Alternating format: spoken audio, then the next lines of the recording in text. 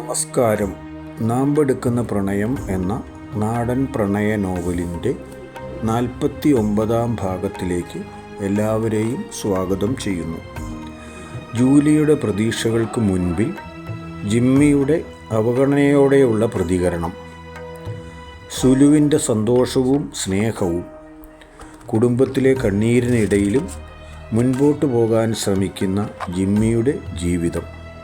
അങ്ങനെ വികാരനിർഭരമായ മുഹൂർത്തങ്ങളുമായി നാമ്പെടുക്കുന്ന പ്രണയം ഇനി 49-ാം ഭാഗത്തിലേക്ക്. ജിമ്മിയെ കണ്ടതേ ജൂലിയുടെ മുഖം വിടർന്നു. സ്നേഹിക്കുന്നവരെയും കാണാൻ ആഗ്രഹിക്കുന്നവരെയും കാണുമ്പോൾ അങ്ങനെയാണല്ലോ എല്ലാവരുടെയും പ്രതികരണം. അവൾ സന്തോഷത്തോടെ എഴുന്നേറ്റ് മുറ്റത്തേക്ക് ഇറങ്ങി വന്നു. ജിമ്മിയെയും അന്നമ്മ ചേടത്തിയെയും സ്വീകരിച്ച് അകത്തേക്ക് കൂട്ടിക്കൊണ്ടുപോയി. ഇപ്പോൾ അവളുടെ ഭാവം കണ്ടാൽ അവളാണ് ആ വീട്ടിലെ കുടുംബനാഥ എന്ന് തോന്നും. കുടുംബനാഥകളാണല്ലോ അങ്ങനെ സാധാരണ ചെയ്യുന്നത്. അത്ര സന്തോഷത്തോടെയാണ് ഇറങ്ങി വന്ന് അവരെ കൂട്ടിക്കൊണ്ടുപോയത്. എന്നാൽ ജൂലിയെ കണ്ടതേ ജിമ്മിയുടെ ഭാവം മാറി. എന്നാലും അയാൾ തൻ്റെ അനിഷ്ടം പുറത്ത് പ്രകടിപ്പിക്കാതിരിക്കാൻ പരമാവധി പരിശ്രമിച്ചു. അതിലയാൾ ഭാഗികമായി എങ്കിലും വിജയിക്കുകയും ചെയ്തു. അതുകൊണ്ട് ജിമ്മിയുടെ പ്രതികരണം ആർക്കും തന്നെ മനസ്സിലായില്ല. അല്ലെങ്കിലും താൻ എന്തിന് ജൂലിയോട് പ്രതികരിക്കണം? കാരണം താൻ ഇവിടെ വന്നത് ജൂലിയെ കാണാനോ അവളുടെ കാര്യങ്ങൾ അന്വേഷിക്കാനോ അല്ലല്ലോ. അതുകൊണ്ട് അവൾക്ക് അർഹിക്കുന്ന അവഗണന മാത്രം നൽകി ചുമ്മാതെ ഒന്ന് ചിരിച്ചെന്നു വരുത്തി. അവിടെ നിന്നും വീടിനുള്ളിലേക്ക് കയറാൻ ഭാവിച്ചപ്പോൾ ജൂലിയുടെ വക ഒരു ചോദ്യം. ജിമ്മി സാറേ, വീട് പണിയൊക്കെ കഴിഞ്ഞോന്നേ? രണ്ടുപേരുടെയും വരവ് കണ്ടിട്ട് വെഞ്ചിരിപ്പിന് വിളിക്കാനാണെന്ന് എനിക്കങ്ങ് തോന്നിപ്പോയി. ശരിയല്ലേ ഞാൻ പറഞ്ഞത്? കാര്യമായ പണികളൊക്കെ കഴിഞ്ഞു. ചെറിയ മിനുക്ക് പണികൾ കൂടിയേ ഇനി ബാക്കിയുള്ളൂ. കയറി താമസം മെയ് 13-ാം തീയതി നടത്താം എന്ന് തീരുമാനിച്ചു. താൻ ആള് കൊള്ളാമല്ലോ. എൻ്റെ മനസ്സിലിരിപ്പ് അതുപടി തന്നെ അങ്ങ് മനസ്സിലാക്കി കളഞ്ഞല്ലോ. ജൂലിയുടെ കണക്കുകൂട്ടൽ ശരിയാണ്. അതിന് ക്ഷണിക്കാൻ വേണ്ടി തന്നെയാണ് ഞങ്ങളിപ്പോൾ ഇങ്ങോട്ട് വന്നത്. ഞാനും വരണ്ടേ ജിമ്മി സാറേ വീടിൻ്റെ പാലുകാച്ചലിന്?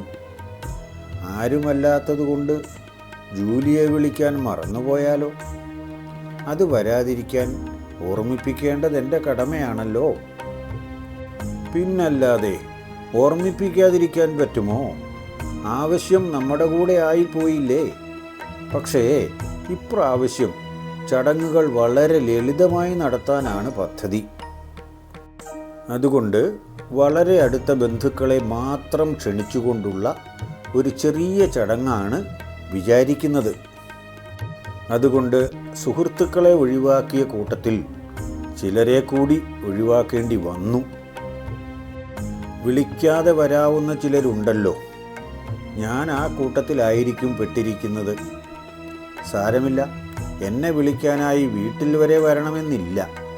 ഞാൻ ഇവരുടെ കൂടെ അങ്ങ് എത്തിയേക്കാം.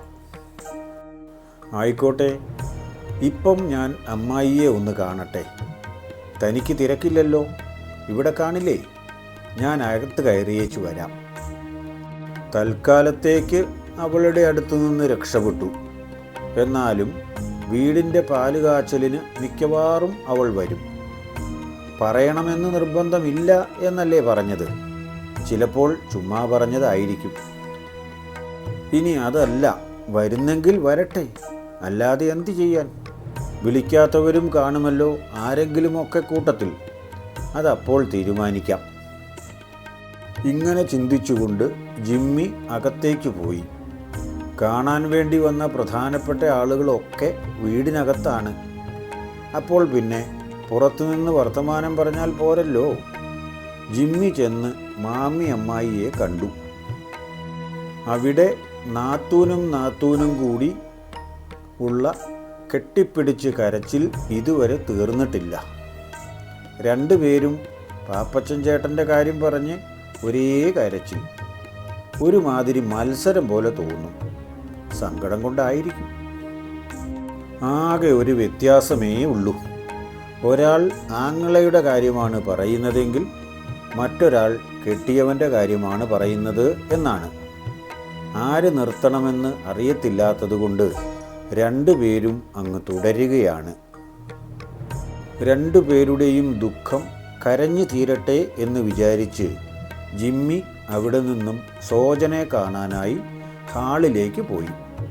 അതല്ലാതെ അവരുടെ കരച്ചിലിനിടയിൽ തടസ്സമുണ്ടാക്കിയിട്ടും കാര്യമൊന്നുമില്ല. അവിടെ സോജനും ഭാര്യ ലില്ലിയും സുലുവും ഉണ്ടായിരുന്നു.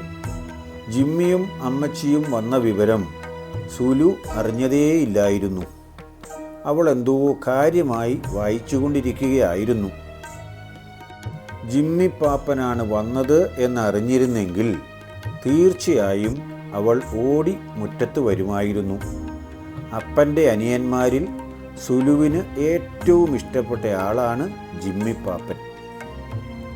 പിന്നെ സിറ്റ് ഔട്ടിൽ തന്നെ അവരെ സ്വീകരിക്കാൻ ആളുണ്ടായിരുന്നല്ലോ. അതുകൊണ്ട് ആരെയും വിളിക്കേണ്ട സാഹചര്യം വന്നതും ഇല്ലല്ലോ. വിളിച്ചെങ്കിൽ സുലു അറിയാതിരിക്കില്ലായിരുന്നു.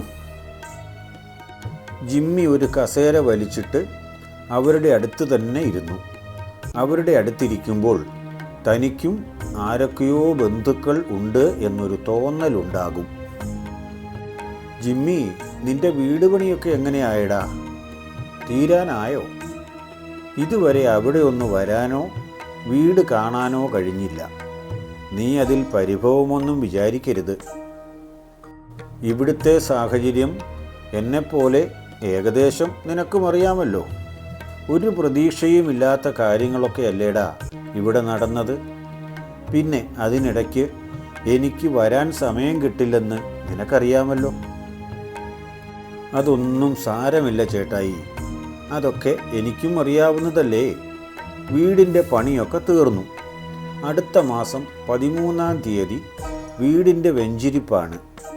എല്ലാവരും വരണം എന്ന് പറയാനാണ് ഇപ്പോൾ വന്നത്. അവിടെ നാത്തൂനും കെട്ടിപ്പിടിച്ച് കരച്ചിലാണ്. രണ്ടുപേരുടെയും സങ്കടം അങ്ങോട്ട് തീരുന്നില്ല. എത്ര കരഞ്ഞാലും പോയവർ തിരിച്ചു വരില്ലല്ലോ. ഇത്ര പെട്ടെന്ന് തീർന്നോ പാപ്പൻ്റെ വീട് പണി? വല്ല ചെറിയ കുടിലുമാണോ പാപ്പ? തീരെ ചെറിയ കുടിലാണെങ്കിൽ സുലു കാണാൻ വരില്ല. കാര്യം പറഞ്ഞേക്കാം. 2000 സ്ക്വയർ ഫീറ്റ് എങ്കിലുമുള്ള ഒരു വലിയ വീടായിരിക്കണം. എൻ്റെ പാപ്പൻ്റെ വീടാന്ന് പറയുമ്പോൾ എനിക്ക് തന്നെ ഒരു ഗമം ഉണ്ടാകണം. അങ്ങനത്തെ വീട് പണിയാനുള്ള വകുപ്പുണ്ടല്ലോ പാപ്പൻ്റെ കയ്യിൽ. കൃത്യമായി നീ പറഞ്ഞ അത്രയും അളവുള്ള വീടാണ് പെണ്ണേ. ഏതായാലും നീ വരണം നിർബന്ധമായും. എനിക്ക് പെങ്ങളുടെ സ്ഥാനത്ത് വരാൻ ആളില്ലെങ്കിലും മകളുടെ സ്ഥാനത്ത് ഒരാളുള്ളത് നീയാണ്. അതുകൊണ്ട് നീ തീർച്ചയായും വരണം. എന്ത് സാഹചര്യമുണ്ടെങ്കിലും 13-ാം തീയതി ഞായറാഴ്ച സുലു അവിടെ ഉണ്ടായിരിക്കണം. അതെനിക്ക് നിർബന്ധപൂർവമായ ആഗ്രഹമാണ്. നിനക്ക് പറ്റുമെങ്കിൽ ഒരു ദിവസം മുമ്പേ വന്നാലും കുഴപ്പമില്ല കേട്ടോ. കാരണം അന്ന് എനിക്കധികം വർത്തമാനം പറയാൻ സമയം കിട്ടില്ലല്ലോ. എന്നാൽ തലേ ദിവസമാണെങ്കിൽ എന്തൊക്കെ തിരക്കുണ്ടെങ്കിലും കുറേ സമയം എനിക്ക് ഒഴിവായി കിട്ടും. ജിമ്മി പാപ്പൻ്റെ വീട് കാണാൻ ഞാൻ 12-ാം തീയതി ശനിയാഴ്ച തന്നെ പാപ്പൻ താമസിക്കുന്ന ക്വാർട്ടേഴ്സിലേക്ക് വന്നിരിക്കും. അത് തീർച്ചയാണ്. അന്ന് തന്നെ എനിക്ക് വീട് പോയി കാണണം. എന്തെങ്കിലും കുറവുണ്ടോ എന്ന് നോക്കണ്ടേ? അന്ന് മുഴുവൻ നമ്മൾ അവിടെ അളിച്ചു പൊളിക്കും. പിറ്റേന്നത്തെ വീട് വെഞ്ചിരിപ്പ് കഴിഞ്ഞ് ആഘോഷമായിട്ട് ഈ സുലു തിരിച്ചു പോരും. നോക്കിക്കോ. അങ്ങനെ വേണം പെൺപിള്ളേരായാൽ. ഏതായാലും നീ വരുന്ന വിവരം അറിയിച്ചാൽ മതി. ഞാൻ അവിടെ സിറ്റിയിൽ കാത്തുനിന്ന് നിന്നെ കൂട്ടിക്കൊണ്ടു പോയിക്കോളാം. പറഞ്ഞ കാര്യം മറന്നേക്കരുത്. 12-ാം തീയതി ശനിയാഴ്ച.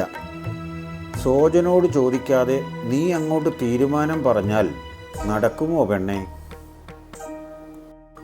പിന്നെ നടക്കാതെ? പപ്പ കേട്ടോണ്ടിരിക്കുവല്ലേ. പോകരുതെങ്കിൽ ഇപ്പോൾ തന്നെ പറയാതിരിക്കുമോ? അല്ലെങ്കിലും വേറെങ്ങോട്ടുമല്ലല്ലോ, പാപ്പൻ്റെ അടുത്തേക്കല്ലേ. അവൾ അത് സമ്മതിച്ചു. സോജനും ലില്ലിക്കും എതിരൊന്നുമില്ല. ബാക്കിയുള്ളവരെ എല്ലാവരെയും ക്ഷണിച്ചതിന് ശേഷം അവർ കൊച്ചമ്മാവൻ്റെ വീട്ടിലും പോയി. കൊച്ചമ്മാവൻ താമസിക്കുന്നത് നേരിയമംഗലത്താണ്. സാമാന്യം നല്ല ധനസ്ഥിതിയിലാണ് അവരും. മക്കളെല്ലാം കൃഷിക്കാർ തന്നെയാണ്. പഠിത്തവും ജോലിയും മറ്റുമായി ആരും മുന്നോട്ട് പോയില്ല. അവർക്കതിൻ്റെ ആവശ്യമില്ല എന്നൊക്കെയായിരുന്നു ആ കാലഘട്ടത്തിൽ പറഞ്ഞിരുന്നത്. ഇപ്പോൾ തിരിച്ചു ചിന്തിക്കുന്നുണ്ടോ ആവോ? ജിമ്മിക്ക് പാപ്പച്ചനമ്മാവനോടുള്ള അത്രയും പോലും അടുപ്പം കൊച്ചമ്മാവനോട് ഇല്ല. പക്ഷേ ഒരു കാര്യമുണ്ട് കേട്ടോ, പാപ്പച്ചനമ്മാവനോടുണ്ടായിരുന്നതുപോലെ എതിർപ്പും കൊച്ചമ്മാവനോടില്ല. കാരണം ഗുണത്തിനും ദോഷത്തിനും ഇല്ലാത്ത ഒരാളാണ് കൊച്ചമ്മാവൻ. അവരോടും വിവരം പറഞ്ഞു. അവരുടെ അടുത്ത് ഇത്രയും പോലും അടുപ്പം ഇല്ലാത്തതുകൊണ്ട് പെട്ടെന്ന് തന്നെ പോയി വിവരം പറഞ്ഞു മടങ്ങി.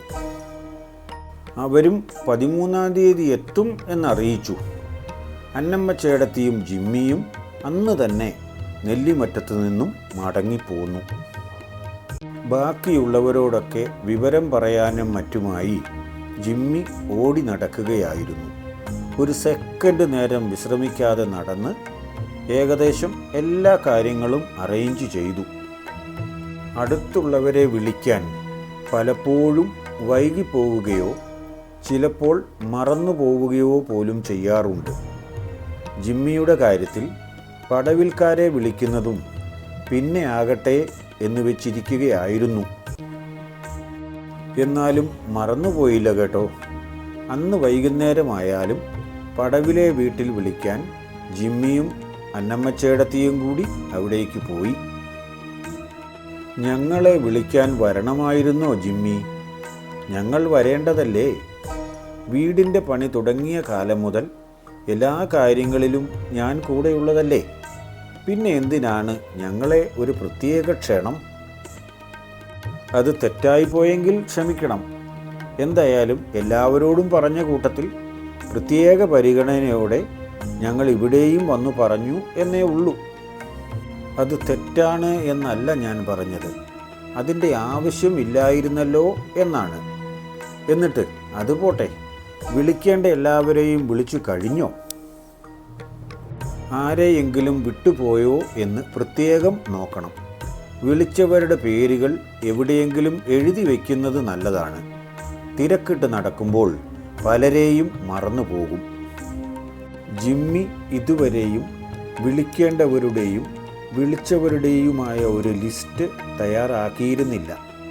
അപ്പച്ചൻ ചേട്ടൻ പറഞ്ഞപ്പോഴാണ് അത് വേണമല്ലോ എന്ന് അയാൾ ഓർത്തത്. ഇനി ഒട്ടും വൈകിക്കാൻ പാടില്ല.